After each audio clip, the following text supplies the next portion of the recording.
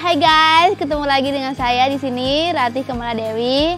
Saat ini saya mau membahas mengenai MOL. Apakah itu MOL? MOL itu adalah mikroorganisme lokal. Ayo, udah pernah tahu belum sebelumnya? Oke, jadi mikroorganisme lokal itu adalah mikroorganisme yang kita hasilkan dari barang-barang yang ada di sekitar kita.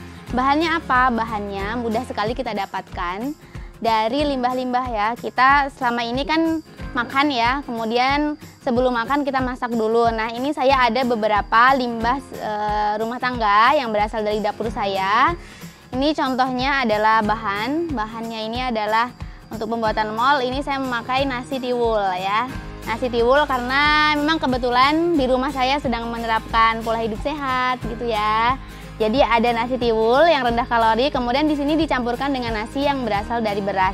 Tapi ini udah kemarin nih, jadi ini mungkin udah basi.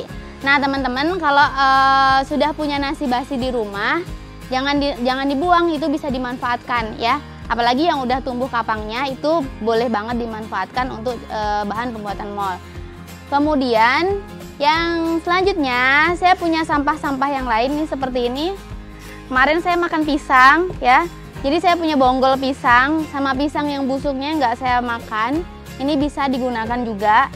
Kemudian kemarin juga saya makan buah pepaya, jadi ini ada kulitnya. Jadi untuk membuat mikroorganisme lokal itu ada berbagai macam ya. Anda bisa tambahkan bahan apapun yang tersedia. Pokoknya yang tersedia di sekitar Anda, yang tersedia di rumah Anda itu apa. Kalau itu bahannya dari buah-buahan, oh berarti itu yang paling banyak mungkin nanti yang terkandung di dalamnya adalah kaliumnya gitu. Kalau yang molnya dari yang lainnya, misalkan seperti ini nih dari cangkang telur, nih saya punya kemarin saya goreng telur kan, ada sisanya kan limbahnya ini cangkang telur, ini kalsiumnya tinggi gitu. Jadi saya mau coba mengkombinasikan ini, saya akan buat mikroorganisme lokal ya. Oke, jadi teman-teman nih pemandangannya seperti ini ya. Bahannya, limbahnya sangat tidak enak dipandang, tapi sebenarnya ini memiliki manfaat yang luar biasa untuk lingkungan kita. Oke, kemudian bahan tambahannya apa? Bahan tambahannya, saya juga tadi pagi masak nasi kan. Masak nasi, kebetulan ini air cucian berasnya bisa kita pakai juga untuk bahan pembuatan MOL-nya. Kemudian saya juga nanti menambahkan gula. Gula ini untuk apa? Gula ini sebagai sumber gula.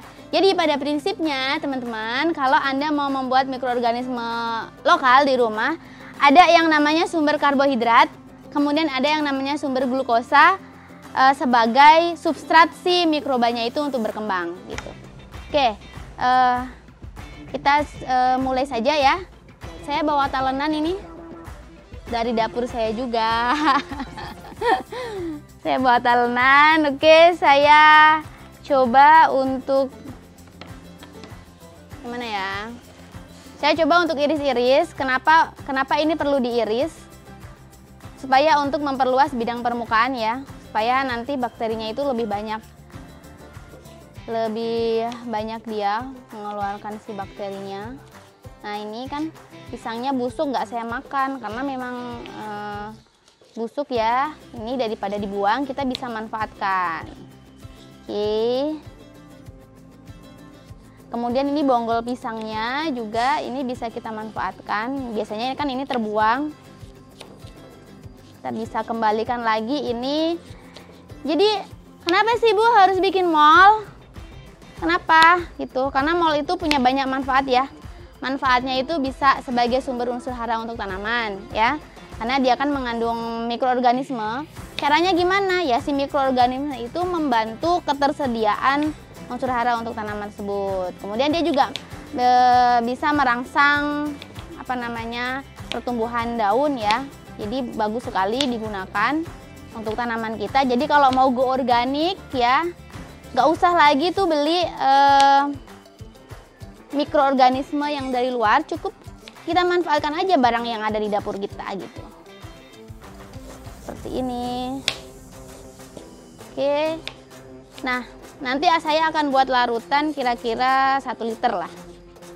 Jadi kalian bisa coba di rumah ya.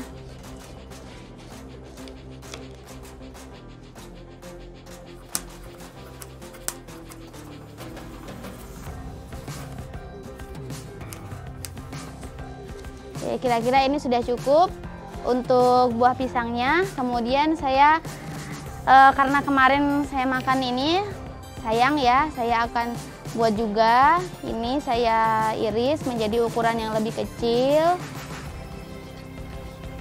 Ini namanya molnya, ini namanya nanti molnya mol buah ya, karena bahan utamanya berasal dari sisa buah-buahan yang kita konsumsi atau kita makan.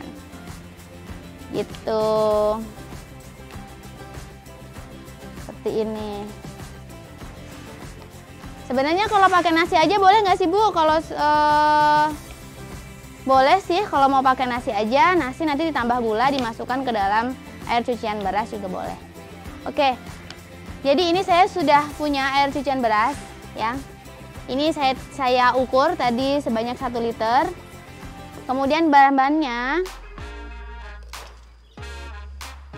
ini saya masukkan ya. Saya masukkan. Ini kurang lebih 200 gram lah ya bahan-bahannya ini. Saya masukkan ke sini. Kita campurkan. Oh iya, kemudian saya juga kemarin karena kan saya makan nasi tiwul ya. Jadi ini temennya apa ini? Parutan kelapa ya, sisa parutan kelapa. Ini saya masukkan juga di sini. Sisanya. Oke. Kemudian ini telur. Ini sebenarnya telur ini kita perlu dibecek-becek gitu, apa namanya, dibecek-becek tuh, perlu dihancurkan. Nah, dihancurkan seperti ini. Sebenarnya akan lebih baik lagi halus ketika kita menghancurkan kulit telur ini dengan menggunakan ulekan ya, dengan menggunakan ulekan. Tapi ini tidak apa-apa, kita coba saja. Kita masukkan di sini. Nah, cukup simpel bukan teman-teman cara membuat mikroorganisme lokal? Kita hanya butuh bahan yang ada di sekitar kita, limbah-limbah yang udah kita nggak pakai. Kemudian kita masukkan ke sini, ke dalam botol. Tadi kan saya buat air cucian berasnya 1 liter. Kalau misalkan Anda nih kebetulan, wah saya lagi diet Bu, saya nggak makan nasi gitu. Saya makannya buah-buahan aja, berarti kan Anda nggak punya sumber limbah kan, nggak punya air cucian beras, boleh pakai air gitu. Oke, karena ini saya punya, maka saya masukkanlah ke sini. Itu. Saya masukkan ke botol.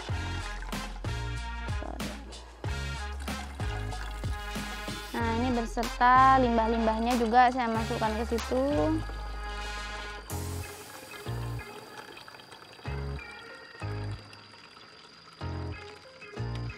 Jadi intinya kita itu ingin membuat mikroorganisme lokal.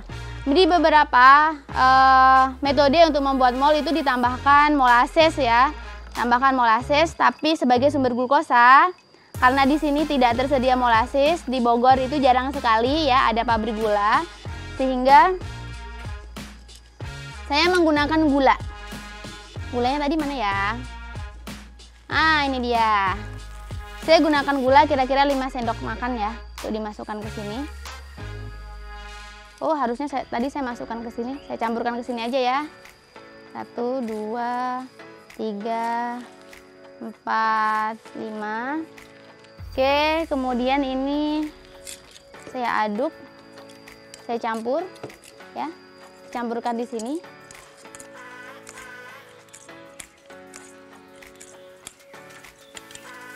Kemudian saya masukkan ke botol yang sudah disiapkan tadi. Ini botolnya ternyata kekecilan, guys. Ternyata kekecilan ya, harusnya teman-teman boleh ya pakai botol yang lebih besar corongnya.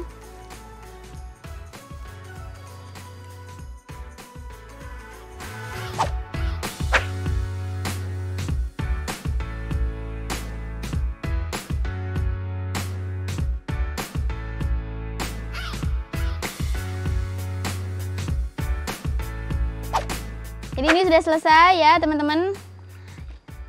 Untuk membuat larutan sebanyak 1 liter. Sorry, ini mah ketinggalan. Untuk membuat air 1 liter, larutan 1 liter seperti ini ya, kita perlu memberikan sisa ya, sisa ruangan di dalam botol. Karena nanti botol ini akan saya tutup ya, akan ditutup rapat dengan menggunakan tutupnya ini. Kemudian karena ini mengandung bahan organik, terjadi fermentasi secara anaerobik ya, atau udara atau oksigen itu tidak bisa masuk sehingga nanti menghasilkan gas yang namanya gas metan atau CH4. Nah, gas metan ini dia energinya tinggi sehingga kita harus memberikan ruang supaya ada untuk tempat si gasnya itu gitu. Nah, ini sisa nasinya tadi ya, saya masukkan juga. Masukkan jadi satu.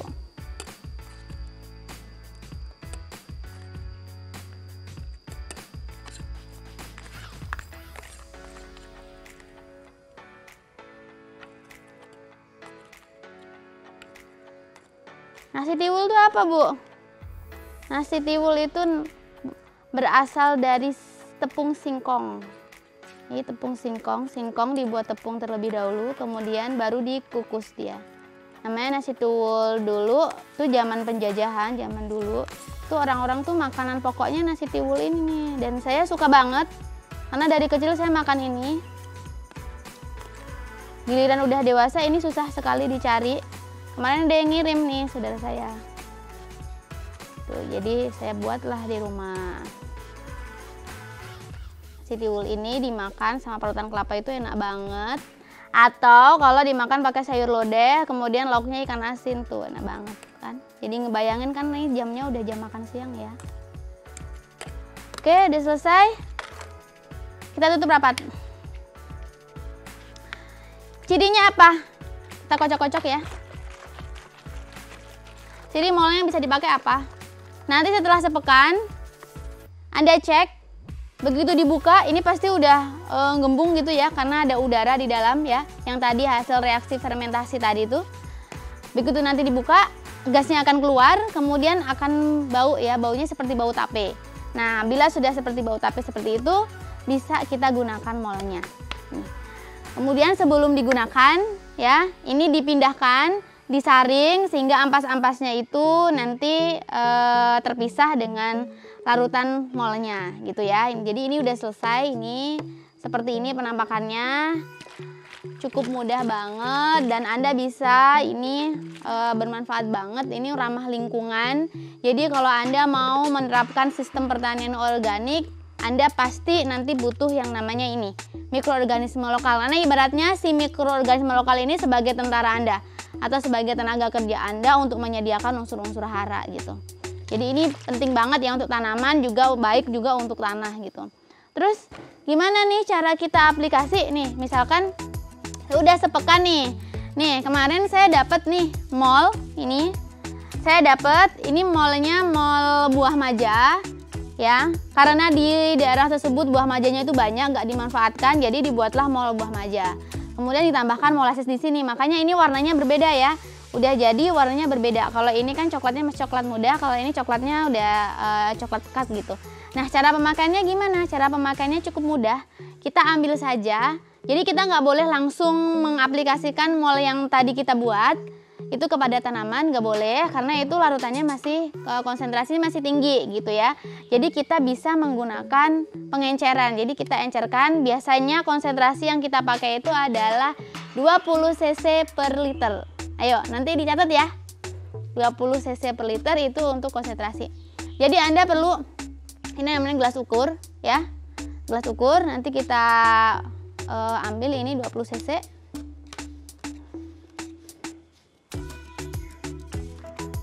Terus kalau memang di daerah Anda itu ada bahan-bahan seperti ini, buah maja nggak kepake ya, kemudian juga Anda dekat dengan pasar tuh ya, limbah-limbah sayurnya kan banyak tuh, limbah-limbah pasar yang organiknya kan banyak, tidak terpakai, Anda bisa manfaatkan. Bahkan ini bisa jadi sumber pendapatan Anda karena Anda bisa jualan mikroorganisme lokal gitu. Oke, kita siapkan air 1 liter, ini air bersih 1 liter, kemudian si mol yang udah jadi itu kita masukkan ke sini. Kita ambil sebanyak 20 mili. Sorry.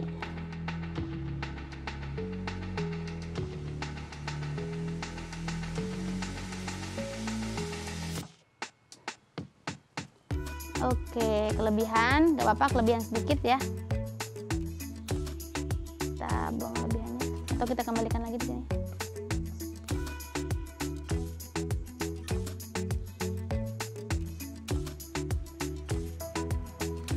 Nah ini teman-teman, karena ini ada yang namanya sumbernya tadi, sumber gulanya adalah molasses, jadi baunya wangi banget nih, bau gula, jadi enak ya. Oke, kita masukkan ke sini.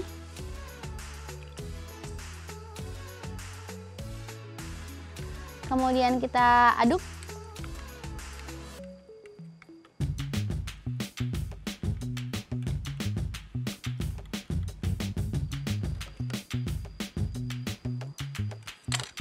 Kita tutup kembali. Ya, mol ini bisa disimpan dalam waktu yang lama ya. Dalam waktu yang lama, jadi kapanpun Anda perlu, Anda bisa gunakan ya. Jadi nggak perlu tiap hari buat gitu. Terus kalau nggak perlu tiap hari buat, limbah-limbahnya dipakai untuk apa? Anda bisa nanti buat kompos ya, buat kompos bisa itu. Anda kumpulkan limbah-limbah dapur Anda itu atau limbah yang ada di sekitar tempat Anda itu ke dalam satu wadah komposter, Anda bisa membuat kompos. Oke, kemudian ini saya masukkan ke dalam botol spray ya. Masukkan ke sini.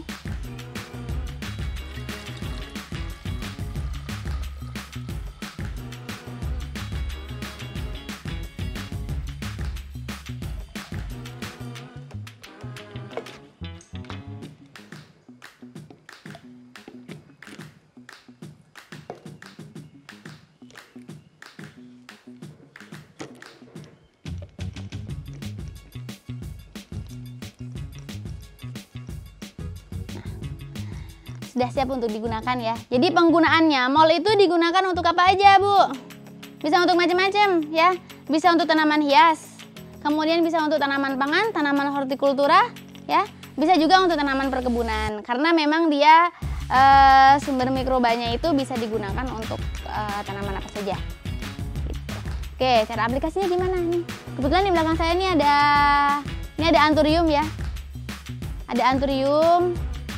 Kalau tanaman hias memang biasanya kita tidak mengharapkan pertumbuhan yang cepat ya. Karena tanaman hias itu digunakan, diamati keindahannya gitu kan. Malah pengennya udah segitu aja gitu. Tapi bayangkan kalau ini bukan tanaman hias ya, jadi aplikasinya itu cukup disemprotkan aja. Oh iya, kita ini perlu apa namanya, pompa terlebih dahulu ya. Pompa. Ini saya pakai sprayer yang dipompa seperti ini. Ini kalau udah nggak bisa ditekan, artinya dia udah bisa untuk disemprotkan. Nah, cukup disemprotkan pada daun seperti ini. Ya. Nanti si mikrobanya itu akan nempel kepada daunnya. Dan mikroba ini akan membantu ya, akan membantu proses pengikatan nitrogen bebas dari udara gitu, sehingga dia bisa bermanfaat untuk tanaman gitu. Seperti ini. Oke teman-teman, kita sudah sampai pada akhir materi. Tadi kita udah praktek ya bagaimana saya membuat mikroorganisme lokal dari limbah-limbah yang saya hasilkan di dapur saya gitu. Nanti teman-teman di rumah harus mencobanya, ini beneran harus mencoba. Dan kalau udah jadi nih molnya, harus diaplikasikan ya, jangan sampai udah bisa buat aja kemudian nggak diaplikasikan ya, karena Anda sangat membantu bumi kita untuk tetap hijau dan tetap nyaman untuk dihuni. Oke, terima kasih atas perhatiannya, sampai jumpa di video pembelajaran selanjutnya. Bye bye.